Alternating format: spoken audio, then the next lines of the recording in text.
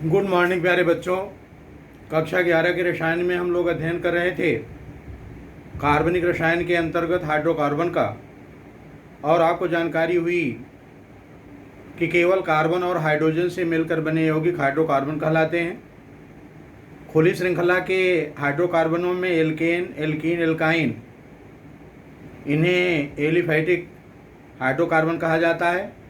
और एल्केन या पैराफिन उन हाइड्रोकार्बनों को कहते हैं जिनमें कार्बन परमाणु परस्पर एकल सहसंयोजी बंध द्वारा जुड़े रहते हैं। इनका सामान्य सूत्र CnH2n+2 रहता है। इनके नामकरण की दो पद्धतियों का अध्ययन किए, कॉमन सिस्टम साधारण पद्धति और IUPAC सिस्टम।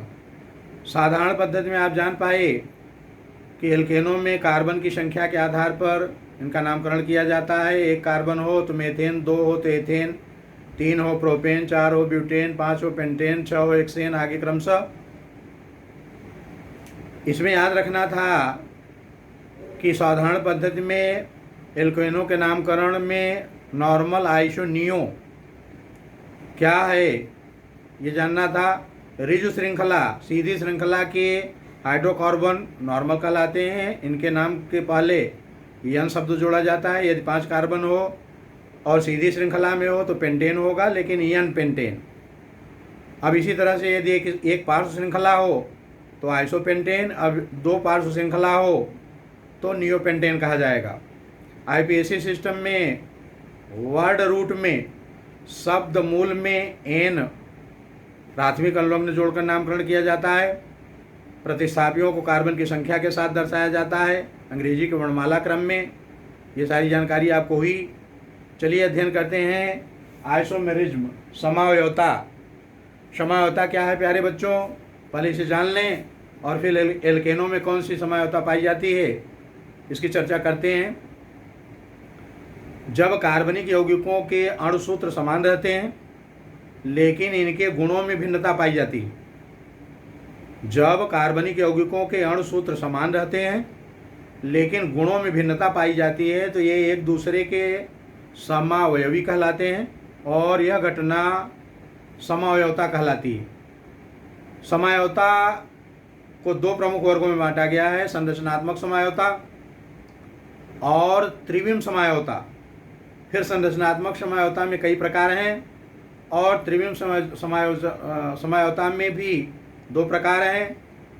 आपको जानना यह है कि एल्केनों में संरचनात्मक समावयवता पाई जाती है, स्ट्रक्चरल, संरचनात्मक, स्ट्रक्चरल आइसोमेरिज्म में पाई जाती है।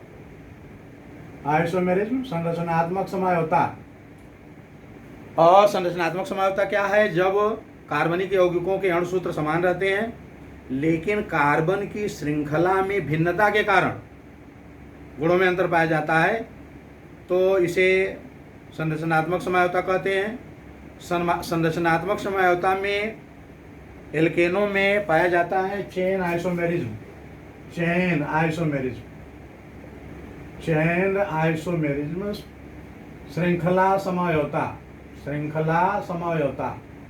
तो पहले तो आप यह याद रखिए कि एल्केनों में संरचनात्मक समावयवता पाई जाती है और संरचनात्मक समावयवता में कौन सी, चेन आइसोमेरिज्म, श्रृंखला समावयवता। एल्केनों में सभी एल्केन चेन आइसोमेरिज्म नहीं दर्शाते।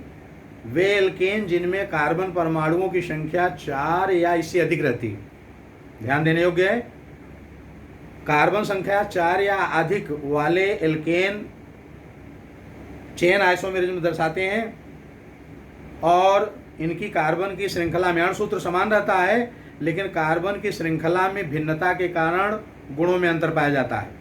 जैसे उदाहरण की सहायता से इसे आप समझने का प्रयास करें।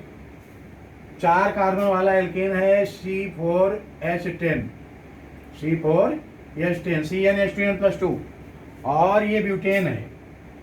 4 कार्बन वाला ये ब्यूटेन, 4 कार्बन वाले एल्केन का क्या नाम होगा, ब्यूटेन।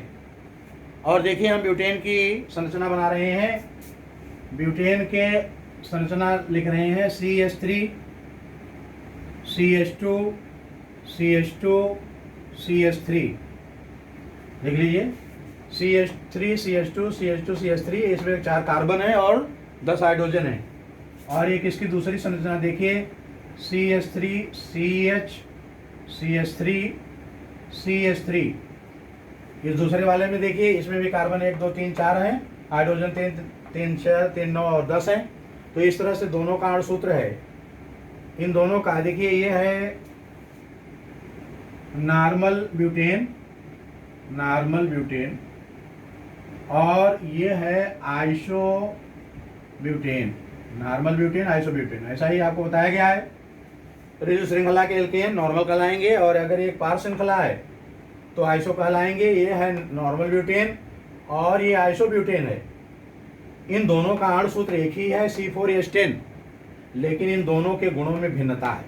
दोनों के गुण अलग अलग होते हैं और गुणों की भिन्नता का कारण है इनकी श्रृंखला में, कार्बन की श्रृंखला में अंतर। इसमें कार्बन की रिजिड श्रृंखला है और इसमें कार्बन की श्रृंखला में एक पार्श्व श्रृंखला भी है। तो जब कार्बन की श्रृंखला में भिन्नता के कारण गुणों में अंतर पाया जाता है लेकिन अणुसूत्र समान रहता है तो इसे कहते हैं चेन आइसोमेरिज्म। अब अगर आप दूसरे उदाहरण में इसे समझें तो यदि कार्बन की संख्या 5 हो तो होगा C5PH12, C5PH12, 5 दूना 10 2 12, CnH2n+2। और ये है पेंटेन। अब पेंटेन के कितने रूप संभव हैं आप देखिए CH3 CH2 CH2 CH2 CH3, इसे देख लें। कार्बन इसमें 5 हैं और हाइड्रोजन की संख्या 12 है और ये रिजिड श्रृंखला में है तो इसका नाम होगा नॉर्मल पेंटेन। ये N पेंटेन है, N पेंटेन।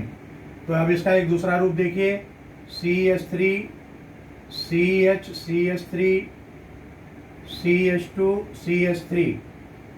और आप समझ गए होंगे कि इसमें भी कार्बन की संख्या 5 और हाइड्रोजन की संख्या 12 है, लेकिन इसकी श्रृंखला में अंतर है, इसमें एक पार्श्व श्रृंखला भी है। तो आप समझ गए होंगे है तो ये पेंटेन ही, लेकिन उसका नाम होगा आइसोपेंटेन। अब एक तीसरा रूप देखिए CH3 CH3 CH3 CH3 और आप गिनकर देख लीजिए इसमें भी कार्बन की संख्या 5 है और हाइड्रोजन की संख्या 12 है, लेकिन इसमें 2 पार्श्व श्रृंखलाएं हैं। 5 कार्बन है तो ये है पेंटेन ही, लेकिन इसमें 2 पार्श्व श्रृंखलाएं हैं तो ये नियो पेंटेन है। तो एक बार आपको फिर से याद आ गया कि नॉर्मल आइसोनियो क्या होते हैं। तो इसके समावयवों की संख्या कितनी हुई? पेंटेन के समावयवों की संख्या हुई 1 2 3 और इनके गुणों में अंतर है, अणुसूत्र सबका समान है और गुणों की यह भिन्नता इनके कार्बन की श्रृंखला में अंतर के कारण है। जब कार्बन की संख्या 4 थी तो समावयवी थे 2, जब कार्बन 5 हैं तो समावयवी हैं 3। अब इसी तरह से कार्बन की संख्या रहेगी 6 तो समावयवी होंगे 5। और कंपटीशन परीक्षाओं में बहुतायता से बहुत बार ये पूछा गया कि कार्बन संख्या 5 वाले या कार्बन संख्या 6 वाले या कार्बन संख्या 4 वाले एल्केन के श्रृंखला समावयवों की संख्या होगी 2 3 4 5 इस तरह से। तो आप अपनी सुविधा के लिए इसको याद कर लें, नहीं तो बनाकर उत्तर बताने में समय जाया होगा। आप याद करिए कि एल्केन में C की संख्या, C का क्या नंबर है और नंबर ऑफ चेन आइसोमर, कुल मिलाकर आपको याद रखना है कि कार्बन की संख्या एल्केन में 4 5 6 हो तो इसके श्रृंखला समावयवों की संख्या कितनी होगी ये याद कर लें। इन्हीं में से परीक्षा में अक्सर आता है। अगर 4 होगी तो श्रृंखला समावयवी होंगे 2, अगर संख्या 5 होगी तो ये चेन आइसोमर होंगे 3 और अगर कार्बन की संख्या 6 होगी तो चेन आइसोमर होंगे 5। तो कुल मिलाकर ब्यूटेन के श्रृंखला समायुओं की संख्या होगी 2, पेंटेन के श्रृंखला समायुओं की संख्या होगी 3 और हेक्सेन के 5, यानी 4, 5, 6, 2, 3, 5 याद कर लेंगे तो कंपटीशन परीक्षाओं में उत्तर देने में आपको सहूलियत होगी। इस वीडियो में यहीं तक। संरचना और अन्य गुणों की चर्चा अगले वीडियो में करेंगे। धन्यवाद।